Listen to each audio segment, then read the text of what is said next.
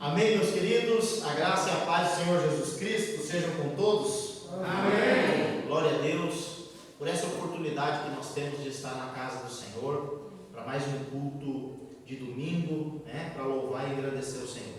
Eu peço que você abra comigo, por favor, a sua Bíblia, no livro de Salmos, número 127. Livro de Salmos, número 127.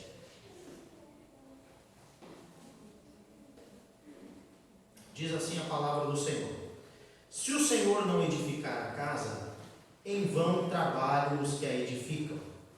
Se o Senhor não guardar a cidade, em vão vigia a sentinela. Inútil vos será levantar de madrugada, repousar tarde, comer o pão que penosamente granjeastes. Aos seus amados ele o dá enquanto dormem. Herança do Senhor são os filhos, o fruto do ventre, seu galardão. Como flechas na mão do guerreiro, assim os filhos da mocidade. Feliz o homem que enche deles a sua aljava. Não será envergonhado quando pleitear com os inimigos à porta. Oremos. Pai bendito e amado, louvado seja o teu santo e poderoso nome. Senhor, nós aqui estamos diante da tua palavra, em liberdade de culto, e queremos te glorificar. A tua palavra, Senhor Deus, ela é inerrante, a tua palavra ela é infalível, a tua palavra ela é eterna, a tua palavra é eficaz para, Senhor Jesus, quebrar as algemas, Senhor, dos pecadores e nos colocar em liberdade. Conhecereis a verdade e a verdade vos libertará. A tua palavra é a verdade. Que a tua palavra e o teu Espírito Santo falem aos nossos corações nessa noite, em nome de Jesus. Amém. Amém. Irmãos, como eu coloquei antes, a família ela é um projeto de Deus. A família ela é um presente de Deus. A família ela é um projeto de Deus e ela é o que sustenta a sociedade. Por isso que nós vemos tantos ataques à sociedade, tantos ataques à família, tantos ataques da sociedade contra a família, principalmente a família aos moldes bíblicos, que é sobre essa família que eu estou falando. Eu estou falando sobre aquilo que Deus assim deixou para nós como família. A família ela é um presente de Deus, ela é um projeto de Deus, é algo que Deus preparou para que o ser humano fosse feliz. É óbvio que nós vamos ser perfeitamente felizes somente na glória e quando nos tornarmos a família que Deus quer que venhamos a nos tornar, como ele diz lá em Romanos capítulo 8, versículo 29, que o propósito dele, o propósito de todo o sofrimento de Cristo, que o propósito do sacrifício de Jesus na cruz é que nós venhamos ser uma família de muitos irmãos, aonde Jesus Cristo é o primogênito. O propósito de Deus é a família. Esse salmo, o Salmo 127, foi um salmo escrito pelo rei Salomão. E foi colocado mais tarde, anos mais tarde, foi colocado como um dos salmos de romagem. São um conjunto de 15 salmos que começa no 120 e termina no 134. Esse conjunto de salmos, eles eram entoados, eram salmodiados, e salmos é isso, é um cântico, é uma poesia em forma de canto, enquanto as pessoas, enquanto o povo de Deus saía encaminhada para adorar o Senhor no monte de Deus. Então eles entoavam esses salmos. Salmos também conhecido como não só salmos de romagem, mas também cântico dos degraus, e talvez seja esse o subtítulo que esteja aí na sua Bíblia. Esse salmo, então, o Salmo 127, ele faz parte dessa coletânea de 15 salmos, que são salmos de romagem, cânticos que o povo de Deus entoava para ir adorar ao Senhor. Enquanto eles iam com as suas famílias, enquanto eles saíam peregrinar para ir adorar ao Senhor e servir ao Senhor, eles entoavam esses cânticos, que na nossa Bíblia está organizado do 120 até o 134. Dito isso, irmãos, nós precisamos ressaltar algumas verdades aqui desse salmo e da Bíblia toda. Em primeiro lugar, que a família ela é uma dádiva, ela é um presente. Se você ainda não tem a sua, mas você pertence a uma. E pertencer a uma família é uma dádiva, é um presente, e um presente dado por Deus.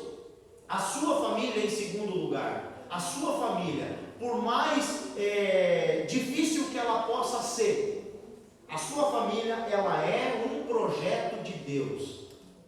Por mais complexo que sejam os sentimentos e a personalidade dos componentes da sua família, a sua família é um projeto de Deus. Não deixe o diabo roubar essa ideia de você. A sua família é um projeto de Deus. Em terceiro lugar, a família, ela é o bem mais precioso que um homem pode possuir. É o bem mais precioso que o Senhor Deus confere a nós e concede a nós. O Senhor Deus, o próprio Deus, é o autor desse lindo projeto que se chama família. Deus é quem desenhou, Deus é quem arquitetou, Deus quem planejou a família. A família, então, é algo que surgiu do propósito do coração do próprio Deus. É Ele quem constituiu a família. Sendo Ele o autor, deixou bem claro como a família deve ser formada. Nada melhor do que o próprio Criador nos ensinar como devemos montar uma família. Uma família não é montada por duas pessoas do mesmo sexo. Uma família, ela só surge a partir da união entre um homem e uma mulher. Isso é um casal, o resto é dupla. Um casal na Bíblia é a união entre um homem e uma mulher. E essa união, quando os dois saem da casa dos pais e vão viver juntos, eles ali então formaram uma família. É isso que a Bíblia nos ensina lá no livro de Gênesis, capítulo 2, versículo 24. Por essa razão, o homem deixará pai e mãe e se unirá à sua mulher, e eles se tornarão uma só carne. Já não são mais dois indivíduos, mas uma só carne. Irmãos, isso é maravilhoso. O nosso Deus é triuno. Deus Pai, Deus Filho, Deus Espírito Santo. Ao mesmo tempo que são três, eles são um. Olha que mistério no casamento. São duas pessoas, mas diante de Deus são uma só carne. Um casal, homem e mulher, que se unem em matrimônio, para Deus agora passam a ser uma só carne. Pela dureza do coração e por amarem o pecado, homens e mulheres malignos estão a todo custo tentando destruir a família e os seus valores. Nós, como igreja, precisamos nos posicionar contra esse tipo de pensamento. Porque uma família fraca é uma igreja fraca, uma sociedade fraca.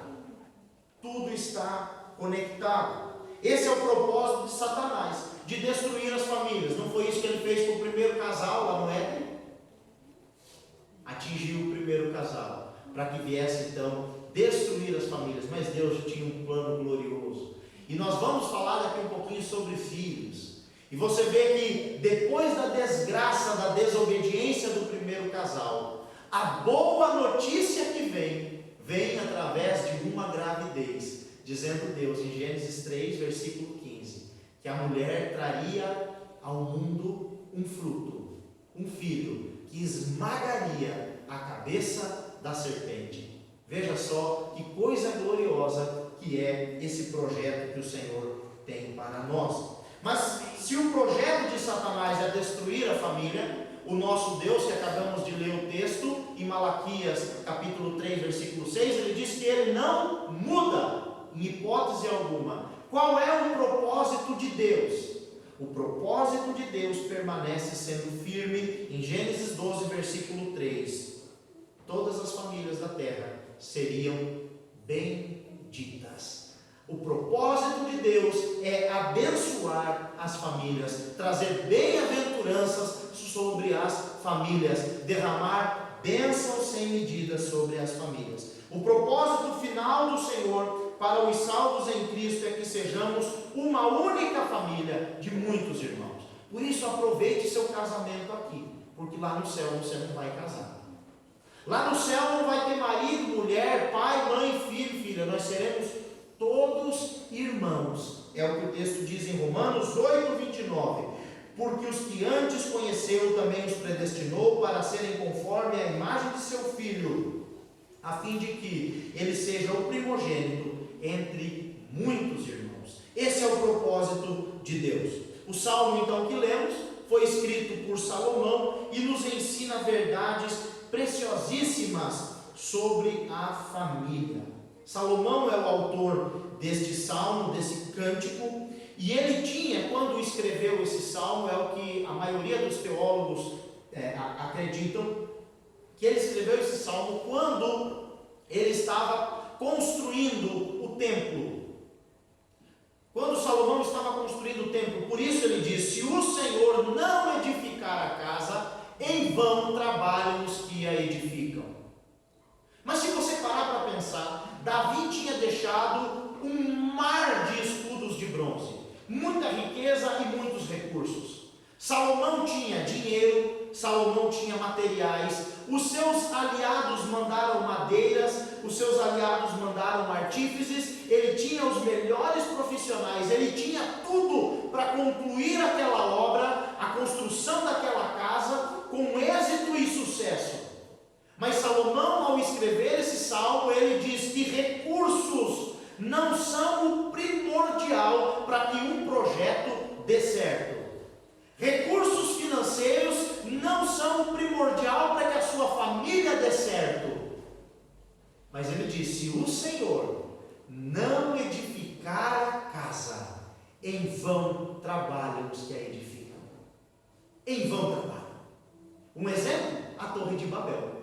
Eles tinham material humano, eles tinham esforço, eles tinham dinheiro, eles tinham material, mas aquela obra não estava consagrada ao Senhor. E Deus não permitiu que aquela obra tivesse êxito. Se o Senhor não edificar a minha família, em vão eu vou trabalhar. Se o Senhor não for a base, a pedra de esquina, a pedra fundamental, o alicerce dos meus projetos, eu não terei sucesso nenhum. Eu não vou ir para frente. Olha o que diz Salomão aqui em Eclesiastes capítulo 6, versículos 1 e 2. Há um mal que vive debaixo do sol e que pesa sobre os homens, o homem a quem Deus conferiu riquezas, bens e honra, e nada lhe falta, de tudo quanto sua alma deseja, mas Deus não lhe concede que disso coma, antes o estranho o come. Também isto é vaidade e grave aflição. O que Salomão está dizendo aqui? Que existem pessoas que têm recurso, que têm dinheiro, que têm tudo aquilo que às vezes os outros olham e dizem: nossa, é isso que está faltando para a minha vida, mas eles não conseguem aproveitar o projeto de Deus, porque Deus não é a pedra fundamental desse projeto. Existem homens e mulheres extremamente ricos, extremamente bem-sucedidos, que não conseguem aproveitar a família, ou não conseguem aproveitar aquilo que constroem. Deus lhes dá tudo que a sua alma deseja, mas tira deles, furta deles, impede que eles aproveitem aquilo que eles estão trabalhando e construindo. E aí sabe o que acontece? Essas pessoas se vão e vem outro para aproveitar aquilo que ele trabalhou. Se o Senhor não edificar a sua família, se o Senhor não for a base da sua família, se o Senhor não for a base dos seus projetos, você pode ter toda a riqueza desse mundo, mas você não vai ser feliz. Agora, se o Senhor edificar a casa, aí, meu irmão, aí não tem projeto que não dê certo. Se o Senhor for a pedra de alicerce, se o Senhor não edificar a casa, em vão trabalham os que a edificam. Se o Senhor não guardar a cidade, em vão vigia a sentinela. Há exemplo de Neemias. Neemias, homem usado por Deus na reconstrução do templo e dos muros da cidade. Esse homem sabe o que é pegar uma nação destruída, acabada, arrasada, uma nação com poucos filhos, pouca mão de obra, pouco recurso, a ponto de que eles tinham que trabalhar com a colher de pedreiro numa mão e com a espada na outra. Mas eles conseguiram concluir aquela obra. Mesmo eles cansados, mesmo eles tendo turnos de 24 horas e colocando atalaias em pontos estratégicos, porque hora ou outra os inimigos atacavam. Mas aquela cidade, aquele projeto estava sendo vigiado pelo nosso Deus. Quando na nossa família nós entregamos nas mãos de Deus, não existe ataque do inimigo que possa nos ferir. Quando o nosso casamento está nas mãos de Deus, não existe ataque externo que possa o diluir e o destruir, porque quem vigia a nossa família, os nossos filhos, o nosso casamento é o Senhor Deus. Se o Senhor não edificar a cidade, em vão vigia a sentinela. O Senhor precisa ser a pedra de esquina, a rocha de sustentação, a base das nossas famílias. Se Deus não edificar, nós vamos trabalhar de várzea. Se Deus não edificar, nós vamos desperdiçar recursos. É o próprio Deus quem guia, é o próprio Deus quem orienta, é o próprio Deus quem protege. Versículo 2, a parte A diz assim: inútil vos será levantar de madrugada e repousar tarde.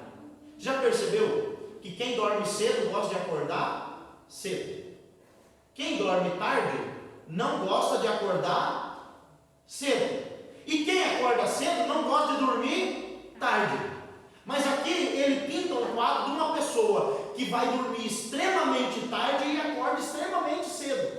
Essa pessoa está cheia de olheira, ela está sempre cansada e ela trabalha e não consegue desfrutar de nada do que faz. Por quê? Porque Deus não está edificando os seus projetos. E os seus projetos não estão fundamentados naquilo ou em Deus, naquilo que Deus quer ou no próprio Senhor Deus. Muitos casais têm desperdiçado suas vidas correndo atrás somente de dinheiro. Ganharam o mundo, mas perderam a alma. Ganharam dinheiro, mas perderam a família. E quando se deram conta, o filho já estava adolescente. E quando piscou, o filho já está adulto. E quando menos se espera, o filho já tem a sua própria família. E aí você não pega mais no colo. Você não balança mais. Você não dá mais um cheiro. Não dorme mais junto no seu braço. Você não pode mais jogar bola. Você não balança ele mais no balanço. E nem ensina a andar de bicicleta. Porque o tempo passou. Correu atrás de tudo, correu atrás do vento, mas perdeu o principal, o primordial. Ganhou o mundo, mas perdeu a alma. O Senhor Deus nos fala algo maravilhoso.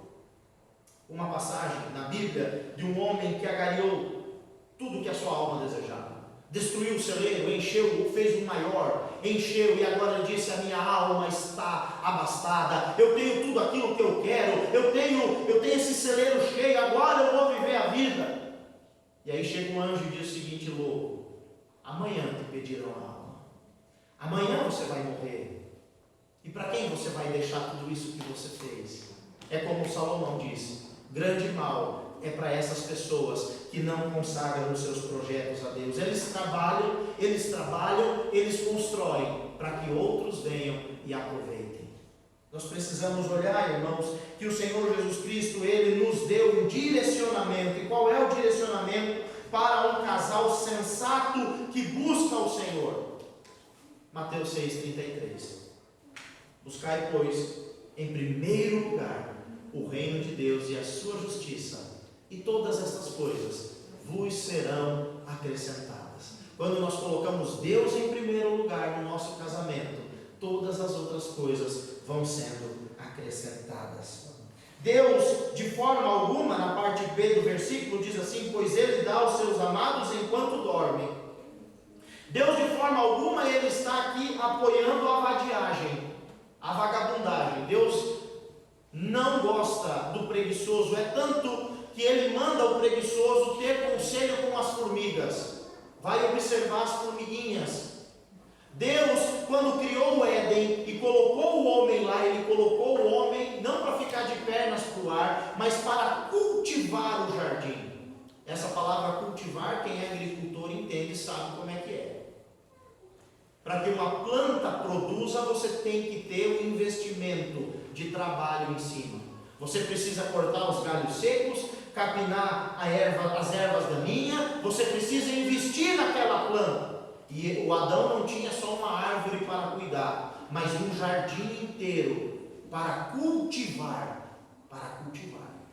Deus, Ele manda com que nós venhamos trabalhar. É isso que diz lá em Eclesiastes 5:12, dizendo que doce é o sono do trabalhador, comendo pouco ou comendo muito, mas o do rico não é assim, ele não tem descanso. Doce é o sono do trabalhador. Deus gosta das pessoas que trabalham. Então não fique pensando que essa parte do versículo está mandando você não fazer nada da sua vida. Não seja um peso. A Bíblia vai a ponto de dizer que quem não trabalha não deve comer. Irmãos, pais que aqui estão, os seus filhos, os nossos filhos, eles podem trabalhar. Ah, mas o meu filho não tem idade, pastor, eu só quero que o meu filho estuda. Não faça isso. Você vai arrebentar com a vida do seu filho. O seu filho tem que aprender a arrumar a cama, o seu filho tem que aprender a varrer uma casa, ele pode levar o lixo para fora, ele tem que contribuir com a família. Ele tem que contribuir, porque senão ele vai ser criado numa mentalidade do vinde a mim. E lá fora não é assim. Lá fora é cada um por si. Nós precisamos ensinar as nossas crianças. Do versículo 3 ao 5, nós encontramos aqui então Salomão falando agora para os casais que têm filhos. E ele diz: herança do Senhor são os filhos, o fruto do ventre, o seu galardão. Nós estamos enfrentando uma geração onde os casais não querem mais ter filhos. Eu sei, e na Bíblia é claro que existiam e existem pessoas, homens e mulheres, que não conseguem ter filho por causa de alguma falha genética. Adote alguém então, adote uma criança. Mas a ordem bíblica, em Gênesis, depois do dilúvio, Gênesis, capítulo 9, se não me falha a memória, versículo 12, diz que nós devemos nos multiplicar. Essa é a ordem de Deus. A mídia está dizendo para que você não tenha filhos. E as mulheres estão entrando nos casamentos, e não só as mulheres, os homens também, mas estão entrando no casamento com a mentalidade de não ter filhos. Eu quero tudo, eu vou conquistar o mundo para depois eu ter filhos. E essa não é a mentalidade bíblica. A mentalidade bíblica ou o projeto bíblico também não é que você engravide à torta e à direita e saia tendo filhos aí com qualquer pessoa. Não. É com aquela pessoa a qual Deus colocou no seu caminho, que você casou e vocês formaram uma família. O não ter filhos é também cometer pecado contra o Senhor. Pecado é estar em desobediência a uma ordem, e a ordem de Deus foi que os casais crescessem e se multiplicassem. Quando nós olhamos para a confissão de Westminster, no capítulo 23, no parágrafo 2, ele diz o seguinte: o matrimônio foi criado para o auxílio mútuo do marido e da esposa, para a propagação da raça humana, para uma sucessão legítima e também da igreja, por uma semente santa, bem como para evitar a impureza. O que nessa confissão de Westminster eles estavam falando? Que o casamento tem um propósito, um objetivo. Ter filhos faz parte do projeto de Deus. E hoje nós lidamos com pessoas que dizem: não, eu não quero ter filhos. E quando você conversa com alguma jovem ou com algum jovem que quer casar e não quer ter filhos, você vê que o desejo deles é completamente egoísta. Eu não quero ter filhos porque eu quero aproveitar a minha vida. Eu não quero ter filhos porque eu quero viajar. Eu não quero ter filhos porque eu quero enriquecer. Eu não quero ter filhos porque eu. E nós pensamos, e também tem um outro ponto dos casais que têm filhos e pensam que os filhos são deles. O meu filho, a minha filha, e isso é... Não. Entenda que os filhos são uma bênção. Os filhos são uma herança. Os filhos são dados do Senhor para nós. O casamento é algo aonde o Senhor preparou para que uma nova vida venha a ser gerada. Aqueles que não querem ter filhos e têm a condição de ter, estão cometendo pecado, porque a ordem de crescer e multiplicar não caiu, não entrou no esquecimento. Nós precisamos entender isso, irmãos. Devemos lembrar que após a queda no Éden, a primeira notícia boa que veio era a notícia de que viria alguém de um nascimento, de uma gravidez, de uma gestação, e esse menino, chamado Jesus Cristo, esmagaria a cabeça da serpente. A grande notícia vem através de uma gestação. Precisamos então criar os nossos filhos para o Senhor. Está aqui o pecado que muitos pais têm feito, têm criado os filhos para eles mesmos. E é isso que o apóstolo Paulo diz em Efésios 6, versículo 4. E vós, pais, não provoqueis a ira vossos filhos, mas criai-os na disciplina e na admoestação do Senhor. Nós devemos criar os nossos filhos para o Senhor Jesus Cristo. E como é que eu crio os meus filhos para o Senhor? Na admoestação e na disciplina da palavra de Deus. Os filhos são um presente de Deus, como eu disse, para o casal. É a recompensa, é o prêmio do casamento. E o fruto do ventre, o seu galardão. Galardão é isso, é um prêmio, é uma recompensa. Os nossos filhos, eles passarão por nós e nós os devolveremos a Deus. É isso que nós devemos fazer. O Senhor confiou essa grande responsabilidade e também esse grande privilégio. Nós devemos criar os nossos filhos para o Senhor. Veja que ele diz, e ele pinta uma cena aqui, do versículo 4 em diante, dizendo o seguinte: como flechas na mão do guerreiro, assim os filhos da mocidade. Feliz o homem que enche deles a sua aljava, não será envergonhado quando pleitear com os inimigos a porta. Imagine só, um senhorzinho velhinho, um senhorzinho anciãozinho, e esse homem, ele está sendo injustiçado, injuriado, e os seus inimigos, os seus agressores, os seus opressores estão dizendo: saia para fora da cidade que aqui nós vamos resolver o problema. E esse homenzinho, esse senhor, pega a sua bengala e vai saindo para o lado de fora. Estão lá os agressores, estão lá os perseguidores, só que de repente, meus irmãos, vem saindo a prole desse senhor atrás dele. E vem um filho maior que o pai, e vem outro maior que o pai, e aí vem vindo as filhas, e as noras, e os genros, e aqueles agressores, quando eles olham, de repente eles veem que aquele homem não está sozinho. Aquele pai que cuidou de quando você era pequenininho, agora ele está sendo cuidado por você grandão. É essa cena que o Salomão está pintando aqui, de alguém que quando você era indefeso, cuidou de você, agora quando ele for indefeso, é sua obrigação cuidá-lo. E você pode dizer: pastor, mas eu já estou me preparando para isso, eu estou fazendo aí um bom plano, uma boa aposentadoria. Muito bem, mas e a solidão? A aposentadoria consegue cobrir a solidão? Não consegue. Por isso nós, casais, devemos ter filhos, para que os nossos filhos cuidem de nós também na velhice. Os nossos filhos passarão por nós, eles são herança. Como que eu posso ter esses filhos então tão abençoados, que vão cuidar de mim, que vão me proteger, assim como eu fiz quando eles eram indefesos? Somente Deus pode conceder tamanha graça. Os filhos são herança do Senhor. O Senhor entrega para nós essas preciosidades na nossa mão.